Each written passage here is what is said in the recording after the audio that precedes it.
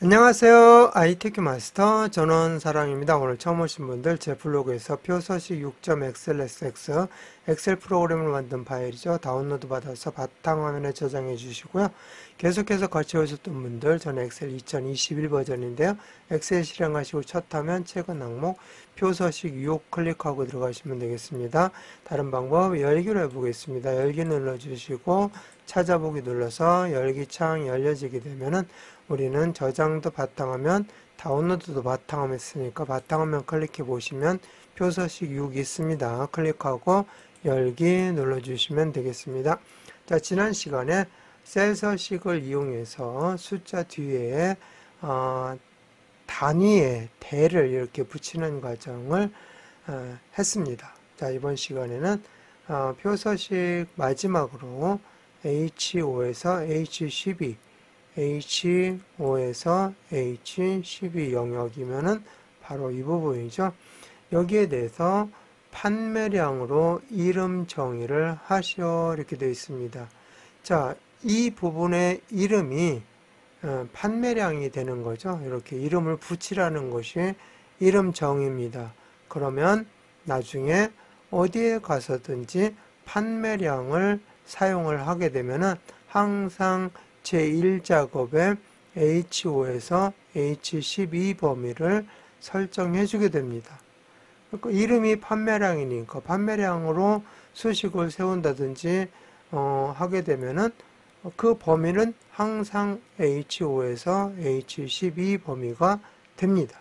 자, 그러니까 무슨 효과가 있냐면은 절대 참조 효과가 있습니다. 변하지 않죠. 이 범위는.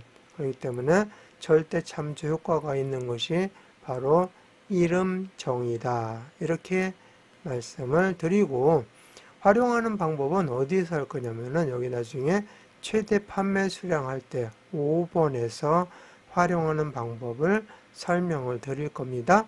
어쨌든 이름 정의를 해두고 5번에서 사용을 해서 함수를 이용해서 절대 참조 효과가 어떻게 나타나는지 한번 확인해 보도록 하겠습니다.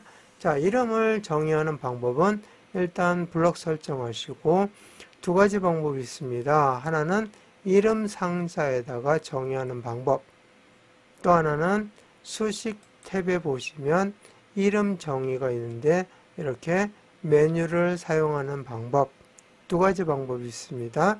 먼저 첫 번째 이름 상자로 간단하게 이름 정의하는 방법을 설명을 드릴게요. H5에서 H12 범위 잡아주시고 여기 이름 상자 클릭하시면 블럭 설정이 됩니다. 그럼 이때 여기에다가 뭐라고 입력하면 되냐면은 이름이 판매량이죠. 판매량 이렇게 입력하고 엔터 쳐주면 바로 이름이 정의가 됩니다. 자, 그냥 클릭하면은 H5가 되고요. 다른 데 다 클릭해도 해당 번지만 나타나지만 H5에서 H12를 딱 이렇게 전체 블럭 설정하면 판매량이라고 이렇게 이름이 나타나게 됩니다.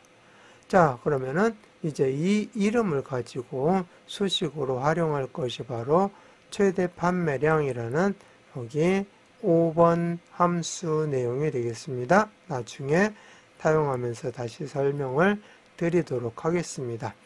자, 여기에서 이렇게 이름 설정을 해 놓게 되면은 자, 시트 아무 곳에서나 클릭하시고요. 수식 탭에 이름 관리자를 보시면 이렇게 이름이 정의가 되어서 들어간 모습을 볼 수가 있습니다. 자, 이거를 삭제를 해 보겠습니다. 선택하시고 삭제. 자, 이름 관리자에서 삭제를 하는 거야. 삭제 눌러서 판매량 이름을 삭제하시겠습니까? 확인 눌러서 지우면 깨끗하게 없어지게 됩니다. 자, 이렇게 해서 닫아주시면 되는데 그 다음에 이제 이름 정의 두 번째 메뉴로 한번 해보겠습니다. H5에서 H12 범위를 블럭 설정하시고 수식 탭에 이름 정의 누르게 되면은 새 이름 해서 이름이 여기 항목 이름이 그냥 들어가 있습니다. 자, 이때 이거를 판매량이니까 숫자만 그냥 지워주시고 확인 눌러주시면 되겠죠. 그러면은 아까와 똑같이 판매량이라고 이름이 여기에 표시가 됩니다. 자, 그래서 두 가지 방법으로 블록 설정에서 바로 이름 상자 클릭해서 판매량 직접 입력한 방법, 그 다음에 이렇게 범위 설정한 다음에 이름 정의 눌러서 여기에서 이름을 입력한 방법, 두 가지 방법으로 해서 이름 정의를 해 보았습니다. 자, 그러면은 이제 이름이 정의된 것을 아무 곳에나 클릭한 다음에, 자, 1작업인데 제 2작업에 가서 클릭해도 상관이 없습니다.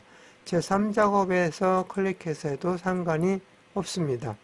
자, 이거는 왜 그러냐면은 이름 정의할 때 보면은 통합 문서가 전체 범위가 되는 거죠. 이 이름이 적용되는 범위가 통합 문서이기 때문에 그렇습니다. 그래서 시트가 1번이든 2번이든 3번이든 관계없이 현재 문서 내의 모든 시트에서 다 적용이 되는 것이 통합 문서죠. 그래서 범위가 통합 문서이면은 아무 데에서나 해도 이름 관리자를 열면 이렇게 이름 정의된 내용을 볼 수가 있습니다. 자, 1작업에서 이름 관리자를 눌러도 마찬가지. 2작업에서 이름 관리자를 눌러도 마찬가지. 자, 그래서 이름이 한번 이 통합 문서 내에 정의가 되면은 어느 시트에 가서 이름 관리자를 눌러도 이렇게 이름을 볼 수가 있다. 그래서 이 내용을 삭제를 할 수도 있고 편집을 할 수도 있죠. 자, 편집으로 해서 한번 해볼까요? 편집 눌러서 판매량이 아니라 예를 들어서 판매 수량이다. 그럼 이렇게 수정을 하고 바로 여기 범위가 통합 문서이기 때문에 어디서든지 이 이름을 볼 수가 있는 거죠. 사용할 수도 있습니다.